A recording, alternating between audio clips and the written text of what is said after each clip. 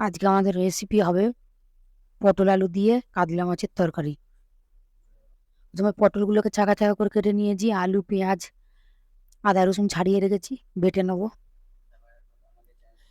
আমাদের এই রান্নার রেসিপি যদি আপনাদের ভালো লাগে তাহলে চ্যানেলটাকে লাইক এবং সাবস্ক্রাইব করবেন, এবং যারা নতুন কেমন হলো কমেন্ট করে জানাবেন।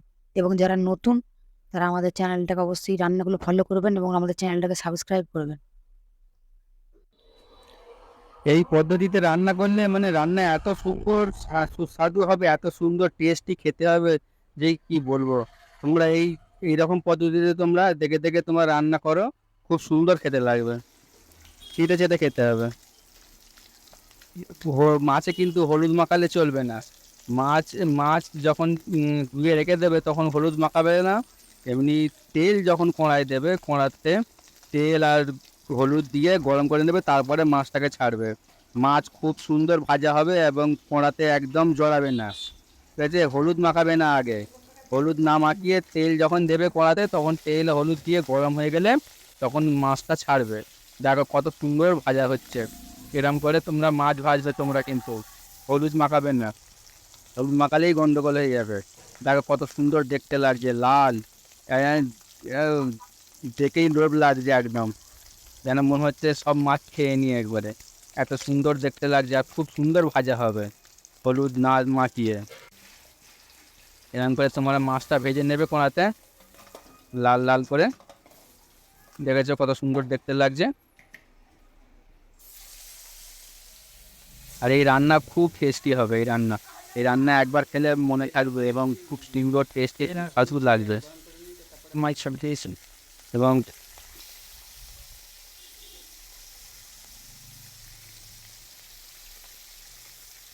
আমাদের ছোটো কড়া তো সেই জন্য অল্প অল্প মাছ দিয়ে ভাজতে হচ্ছে। আর যাদের বড় কড়া হবে তারা একসঙ্গে অনেকগুলো দিতে পারবে। আমাদের ছোটো কড়া, সেই জন্য তিনটে করে দিয়ে ভাজা হচ্ছে। মাছগুলো ভাজা হয়ে গেল সব একসঙ্গে। এরপরে আমরা তেল গরম করে পটলগুলো দিয়ে দিলাম। পটলগুলো ধুয়ে রাখা পটলগুলোকে আমরা কড়াতে দিয়ে দিলাম। দিয়ে নিয়ে এবার এটাকে নাড়তে হবে। তারপরে কিছুক্ষণ নাড়ার পর এরকম করে পেটে রাখা আলুগুলোকে দিয়ে নাড়লাম। তারপরে পেঁয়াজ আদা রসুন দিয়ে টমেটো দিয়ে এটাকে ভালো করে কষতে হবে। এরকম করে কষতে হবে, বারবার অনেক ধরে কষতে হবে। হালকা একটুখানি জল দিয়ে দিলাম। তারপরে এর সঙ্গে দিয়ে দেবো আমরা নিয়ম মতো হলুদ গুঁড়ো। তারপরে আমরা দিয়ে দেবো এতে লঙ্কা গুঁড়ো, নিয়ম মতো লঙ্কা গুঁড়ো। তোমরা যেরকম ঝাল খেতে চাও সেরকম লঙ্কা দেবে তোমরা। নিয়ম মতো লঙ্কা গুঁড়ো হলুদ গুঁড়ো দিয়ে তারপরে এখানে একটা আমরা দিচ্ছি জিরে গুঁড়ো। জিরে গুঁড়োটা দিলে খুব সুন্দর টেস্টি হয়। জিরে গুঁড়ো দিয়ে দিলাম, দিয়ে এবারে নাড়তে হচ্ছে বেশ কিছুক্ষণ ধরে, ভালো করে এটা নাড়তে হবে। নিতে পারতে করে নাড়তে হবে। যা বন্ধ সেরে গেছে। হ্যাঁ, দেখতে পাচ্ছ কত সুন্দর দেখতে লাগছে। এটা খেতে হবে খুব সুন্দর এবং টেস্টি, খুব সুন্দর খেতে লাগবে এটা।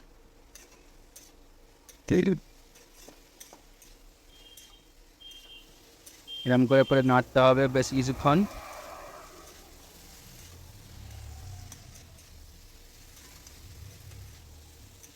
আমাদের এই রান্নার রেসিপিগুলো যদি ভালো লাগে প্লিজ প্লিজ প্লিজ তোমরা কমেন্ট করে জানিও।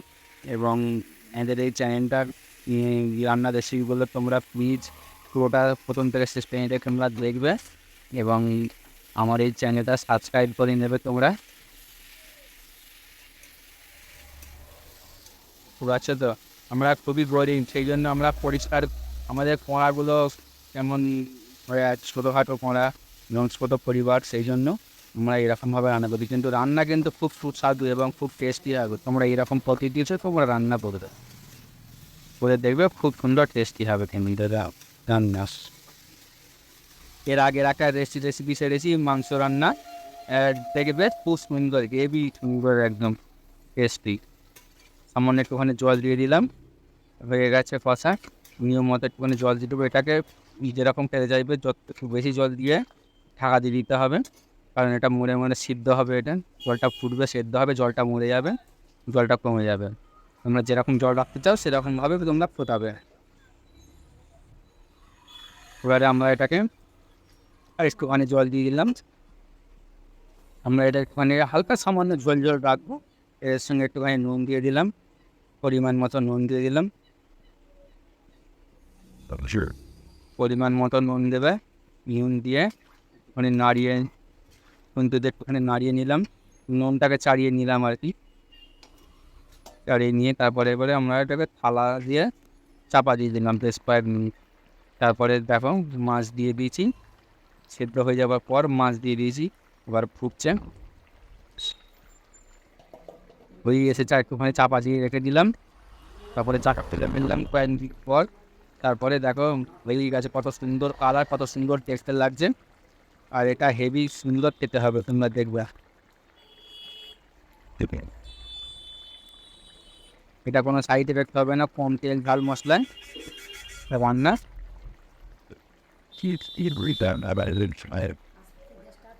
রান্না প্রায় হয়েই গেছে।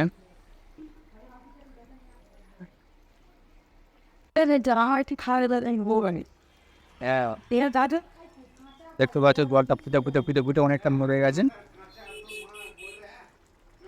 জল বেশি দিলে তবে ওটা সেদ্ধ হবে।